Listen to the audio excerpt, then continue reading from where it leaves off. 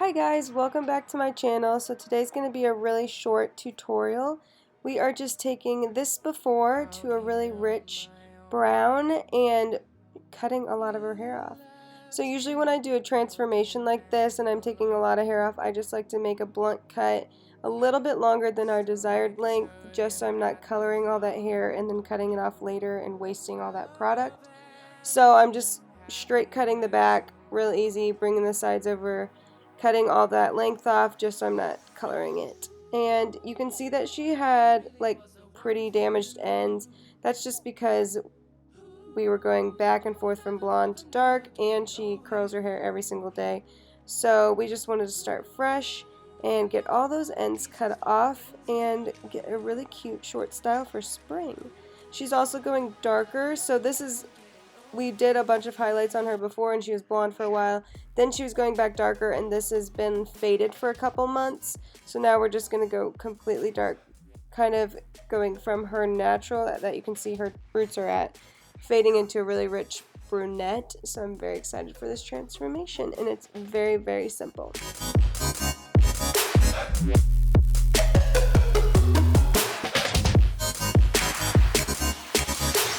Out here on my own, you left me broken and alone. Stomach turning at the thought of any happiness you brought.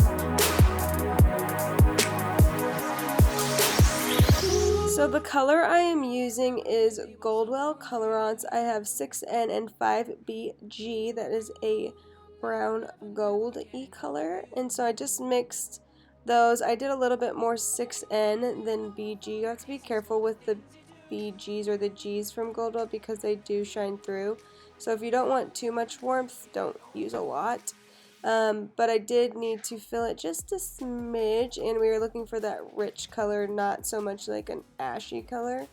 So that's why I put that BG in. And then all I'm doing, I'm not doing her roots at all. All I'm doing is just painting over the faded ends in that midsection that was pretty brassy, just to get it all blended and really cohesive.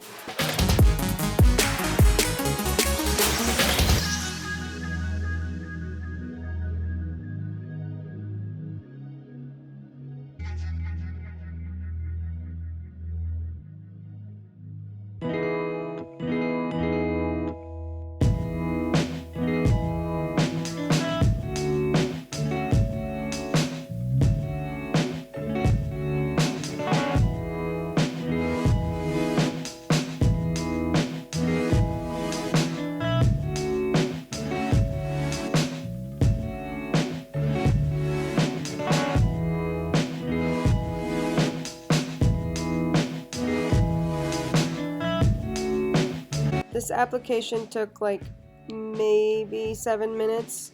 You really do want to make sure you're saturating the sections completely. I am taking bigger sections, but I'm rubbing it in really well, both sideways, like horizontal and vertical, and I'm using this brush that has a comb attached to kind of brush through it to make sure that all the product is getting distributed evenly and that there are no spots when it is done processing. Because if you just take giant pieces that are tangled, slap some color on it, you don't actually try to work it in, then you're going to end up with splotchy spots throughout the hair.